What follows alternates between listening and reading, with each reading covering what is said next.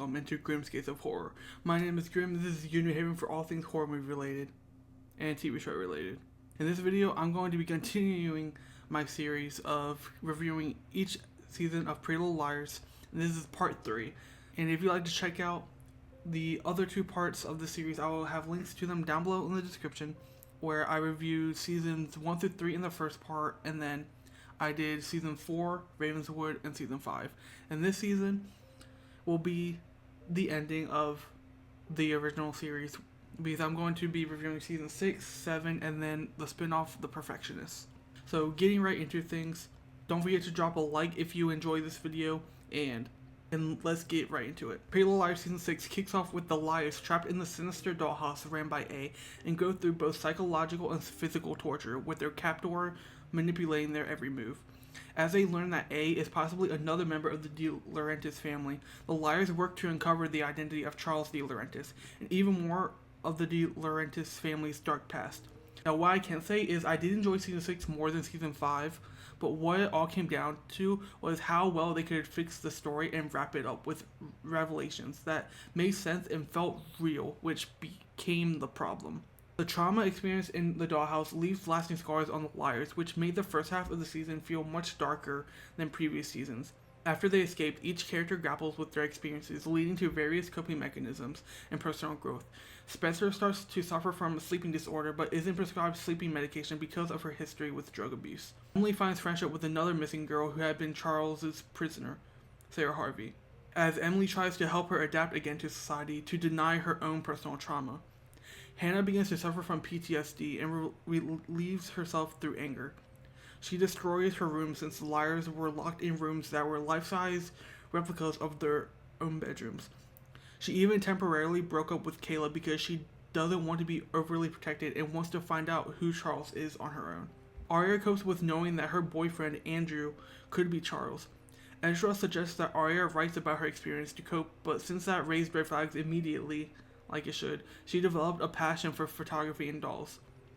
It is then revealed in the mid-season finale that Charles is actually Charlotte De Laurentiis, aka Cece Drake, and is the sister of Alison and Jason, which makes things extra weird since Jason and Cece dated, or I guess Jason and Charlotte dated.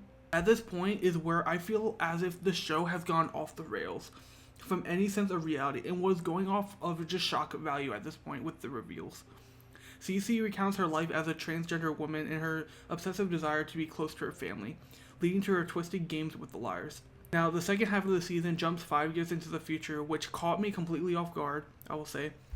The liars moved away from Rosewood and started new lives. Spencer pursued politics in DC, Hanna is now engaged and works in the fashion industry, Aria is a publishing assistant and author, and Emily is grappling from her father's death and her own financial struggles. And Alison is a teacher at Rosewood High. The second half of the season explores the potential of redemption for Charlotte, who is seeking forgiveness for her past actions. The liars struggle to forgive not only Charlotte, but also themselves for the mistakes they've made along the way, which is the central theme in the second half. The liars return to Rosewood when Alison asks for their help to speak at a hearing that could help Charlotte get released from the psychiatric hospital. After Charlotte's death, a new A, who becomes known as AD, emerges and threatens the liars and the loved ones, which at this point is honestly felt like the show was just being dragged on by this point and should have ended with the first half of season 6, with how much the writers were just reusing plot lines and changing context to make the story feel brand new. It just felt like when a person overstays their welcome and keeps using the same excuses and reasonings to stay but with different wordings. That's what this new storyline felt like. It just felt way more messy and rushed. The time jump did allow the characters to experience new beginnings, but it also brings new challenges and old enemies. But this is the sort of story you tell when the show has aged like 5 to 10 years down the road. And like when you want to do like a reunion special or movie, similar to the Teen Wolf movie that was made, or the Zoe 102 movie that is like made off of nostalgia and fan service. This is what this felt like. But it just happened way too soon. Troyan, Ashley, and Lucy all portray their characters as perfect as ever. The 2 standout performances for me were Shay Mitchell and Sasha Pieters. Shay's portrayal of Emily's grief and resilience was touching. Her character's struggle and growth resonated deeply with me. Sasha adds layers, capturing Alison's evolution from Queen Bee to be a more empathetic and vulnerable person. The direction in season 6 maintained the series' signature suspense and stylish tone. The Dollhouse arc, filming with a haunting, claustrophobic atmosphere, truly heightened the tension for me. The only good thing I can say about the second half was the directors balanced the characters' development with the ongoing mystery, which did help keep me engaged. Overall, Season 6 of Pretty Little Liars is a standout for its bold narrative choices and emotional depth. The revelations about A in the 5-year time jump did help make the series feel new, offering new challenges for the characters and maintaining the suspense. But taking a step back from what's at face value reveals the facade that is being presented, which is recycled material made to look brand new. And I give Pretty Little Liars Season 6 a B-. And moving on to Season 7, we have the final season of Pretty Little Liars, and it is packed with twists and turns as it brings the show's complex narrative to a final conclusion. The Liars are still haunted by AD as the Liars try to save Hanna after she's been kidnapped for falsely confessing to Charlotte's murder. Once she escapes, the Liars face various threats and puzzles set up by AD. They receive cryptic messages and their lives are targeted, leading to tension and conflict. The themes of this final season are all the same: friendship, betrayal, identity, and revenge. The Liars work together to cover up the murder of Elliot Rollins, who was killed by Hanna. Caleb tells Spencer that he cheated on her with Hanna, and during the board game Liars Lament, Aria asks to be taken out of the game and is given tasks to do by AD to torment her friends. Aria tries to ignore AD's calls until AD finds a letter Aria wrote back in Season 4 or 5 when she was in high school about being groomed by Ezra. Let's just take a step back now. They're adults now at this point. There was a 5-year time jump. You're telling me Aria, after it was revealed that Ezra was using her to write a book about Alison's disappearance, she knew she was being groomed by her teacher. And it's like they never used the word until at this point.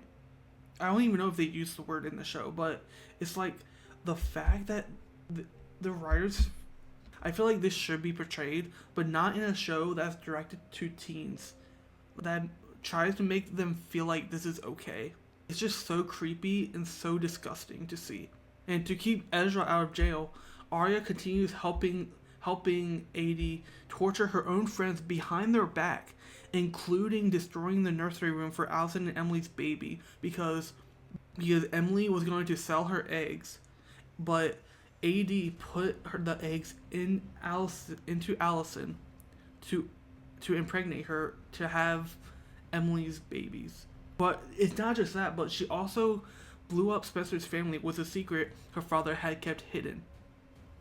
And the craziest part about this is that her friends forgave her for this. Like, they were like, oh, we've all made mistakes. It's no biggie. We've all been part of the A-team. Like this show has gone off the rails, and it's like it doesn't feel real anymore at this point. The reveal of AD's real identity is a huge turning point, not only for the story, but also the quality control of the show entirely. The game ends when Mona admits she accidentally killed Charlotte, but that's not all. She's not even AD. It is revealed that AD stands for Alex De Laurentiis. So there's another De Laurentiis. We totally haven't seen that before. But wait, it gets even crazier. Because Alex De Laurentiis is also Spencer Hastings' twin sister, who happens to also be British. This show just absolutely said screw it, like fuck it, and let's go out with the crazy banger. And this is what they came up with. And it's crazy because after finishing the season, I took a step back and took a deep breath. And I looked at seasons 5 through 7 when the writers, and this is when the writers just said fuck reality. Let's just come up with the craziest plot twist, even if it doesn't make sense. The explanation they had made sense enough, but it's just so messy. It's just really messy. Belisario's portrayal of Spencer is layered and emotionally charged, especially as she grapples with revelations about her family and her connection to AD. She truly showed off her talent in the last episode when portraying both Spencer and Alex. But I also have to mention, I just couldn't take Troyan as Alex seriously with the British accent. I just kept laughing unintentionally. I couldn't stop laughing. I think about it now, with her seeing her smile like that and then just talk it just was so, it just caught me off guard each time. And then Benson showcases Hannah's resilience and determination to fight back against her captors and protect her friends. Lucy Hale shows Aria's complexity when her relationship with Ezra is tested and is forced to torment her closest friends. Shay Mitchell's performance captures Emily's strength as she navigates her relationship and the pressure of Alex's games. Season 7 maintains the show's signature tension and drama. The visual style is still as consistent with the eerie and atmospheric lighting and camera angles. The final episodes, I do think, bring the series to a gripping and emotionally satisfying conclusion, even if I do think the show was 2 seasons too long. The resolution does tie up many of the show's long-standing mysteries and questions. Overall, Season 7 provides a fitting conclusion to the series, answering enough questions and leaving you with a sense of closure. This last season is crazy and over the top, but if you're going to go out, why not leave in a big and unforgettable way? And I give Season 7 a B-. But now that I'm thinking about this, I'm thinking about putting Season 6 and 7 in C+, just because thinking back on it, because of how, like, really, like, crazy they are. And messy. Which I think, actually, yeah, so I'm going to move Season 6 and 7 to C+ now. So next, we're done with Pretty Little Liars, the original series, and so we're moving on to the second spin-off, which is Pretty Little Liars, the Perfectionists. And so, Pretty Little Liars, the Perfectionists is the second spin-off of the Pretty Little Liars franchise, and we see the return of Alison DeLaurentis and Mona Vanderwall. And let me just say, it was difficult to find this show anywhere. It wasn't even on HBO Max, which was crazy. Well, Max. I'm gonna still call it HBO Max because that's what I know it as. But it wasn't even on there. I had to rent this on Amazon Prime. The link will be down below in the description if you'd like to check this show out. But anyway, set in the seemingly perfect town of Beacon Heights, Oregon. So this show takes place in Oregon, where the rest of the shows take place in Pennsylvania, across the country. And the series follows a group of overachieving students at Beacon Heights University. Which I will also note that I got so confused because Beacon Heights sounds really familiar to Beacon Hills, which is the town in Teen Wolf, the show with Tyler Posey and Dylan O'Brien. So that kind of threw me off guard. I'm like, wait, is this the same town? Is this? But no, it's a completely different town, if you're wondering the same thing. But the series follows a group of college students at Beacon Heights University. When the town's first murder occurs, the pressure to maintain their perfect facade leads to secrets, lies, and violence. Alison moves to Beacon Heights to start a new life as things with Emily aren't going so well. Both Allie and Mona are trying to escape their past from Rosewood. The seemingly perfect student Nolan Hotchkiss is found murdered, and Alison and Mona team up to uncover the truth behind his death. Now let's meet our new liars. Perfectionists, as they're called. Old habits die hard, I guess. Ava Jalali, played by Sophia Carson, is a tech-savvy fashionista dealing with the disappearance of her father, who is accused of financial fraud. Caitlin Park Lewis, played by Sydney Park, is the daughter of 2 high-powered mothers, one of who is a senator, and is under immense pressure to maintain her family's reputation. We then have Dylan Walker, played by Eli Brown. Dylan is a gifted cellist navigating the complexities of his relationship while hiding his affair with Nolan. Yes, he is gay. If you have a problem with that, get out of my sight now, click out of the video, or you will evaporate. Their lives all get intertwined as they become suspects in Nolan's murder and work together to clear the names, all while uncovering dark secrets about Beacon Heights. The series delves into the unrealistic expectations placed on the characters by themselves, their families, and society, which makes so much sense as to why Alison and Mona were brought back for this show. But it was revealed that Spencer and Toby eloped, which I wish I could have gotten Spencer back for this show to see her more mature and established in her career. And plus, I love her so much. She's my wife. I don't care that Spencer and Toby eloped. She's my wife. But on top of that, we find out that Hannah and Caleb had a baby, which I thought was cute, and I'm happy for them. But anyways, the constant pressure of maintaining a facade of perfection leads to lies, deceit, and ultimately violence, much like the original. But anyways, the constant pressure of maintaining a facade of perfection leads to lies, deceit, and ultimately violence. Much like the original, The Perfectionist explores the impact of secrets and how they can manipulate and control people. Each character harbors their own secrets, which are each slowly revealed, adding layers of complexity to their personas. Many characters struggle with their true identities and seek acceptance in a world that demands perfection. The series portrays their journey towards self-discovery and the importance of being true to yourself. Sasha Pieters, reprises her role with a more mature and reflective take on Alison, who is now an educator and mentor. Pia Terse effectively portrays Alison's evolution from a manipulative teen to a strong, empathetic woman. Janelle Parrish, who I thought deserved her own show as well after seeing Tyler lead his own, delivers a standout and effortless performance, balancing Mona's genius and vulnerability. And I don't know if I mentioned this before, but Mona is also one of my favorite characters. If I had favorite characters, it'd probably go on my list from the original. It goes Spencer, Caleb, Mona, and Toby. Those are like my top 4. But we're talking the whole series, Tabby. But if you haven't met Tabby yet, we'll get to that. I love Tabby so much. But Mona's character also provides a mix of comic relief and mystery. Carson's portrayal of Ava is complex, combining style, intelligence, and emotional depth. Ava's struggle with her father's crimes and her own ambitions make her such a compelling character. Sydney Park brings an intensity to Caitlin, capturing her inner conflict and the weight of expectations from her family. Her character's drive and determination is clear as day.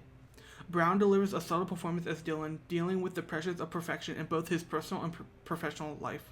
His musical talent adds another layer to his character. Marlene King returns, but this time as the director of the series. King's direction maintained the eerie and suspenseful atmosphere that I love in this franchise. She skillfully balanced new storylines with nods to the original, playing with my nostalgic bone after binging the original, ensuring continuity while introducing fresh elements, which were actually fresh. Not like season 6 and 7 fresh, but actually fresh. The visual style with its dark tones and suspenseful pacing kept me on edge. The storylines between the new characters I felt like were unbalanced a little, with some getting more important plots than others. There were also some reveals that I think veered off into the unrealistic and less grounded atmosphere, like in the last 2 seasons of Pretty Little Liars, revolving around who controls the city in this software that Ava created. But for the most part, The Perfectionists was a solid and very interesting and engaging series. I just wish we could have gotten another season to wrap up the story, since the ending of season 1 didn't feel concluded.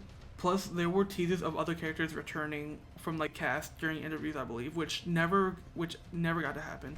Overall, even though Pretty Little Liars: The Perfectionists was ultimately canceled after 1 season, it left a lasting impression on me with its compelling characters, intriguing mysteries, and exploration of deeper themes. And it remains a captivating chapter in the Pretty Little Liars franchise. And I give the series a B+. I feel like a lot of people like forget about this show, but I think it's one of the better shows. It's better than, in my opinion, I think it's better than seasons 3, 5, 6, 7. That's how much I enjoyed it. I just wish we could have gotten to see like what happened next, because like I was really into like what they were trying to do with this show. And so that's it for this video. I hope y'all did enjoy. If you did, please drop a like, subscribe if you are new and join the Grimpire. Turn post notifications on when I do post next, which will be my reviews of Pretty Little Liars, Original Sin, and Summer School. So, hope y'all stick around for that. Yeah, let me know if you did enjoy season 6 and 7 and The Perfectionists down below in the comments. I'd really like to hear your thoughts on this show, on these seasons and show. I also have links to my socials down below in the description as well. I have my Blue Sky down there, my Instagram, and my TikTok. And so go follow me on those down below, and let me know some feedback. Let me know what I can work on, some constructive but respectful feedback that I can work on. Every video I'm trying to work on something that I need to improve, so let me know what that is down below. I also have links down below to these shows. Pretty Little Liars is available on Max, so you can check out season 6 and 7 on there. But if you'd like to help support me in the channel, I'll have links down below where you can watch it and help support me. So yeah, if you're interested in checking out Pretty Little Liars season 6, 7, or The Perfectionists, you can check them out in the description right now.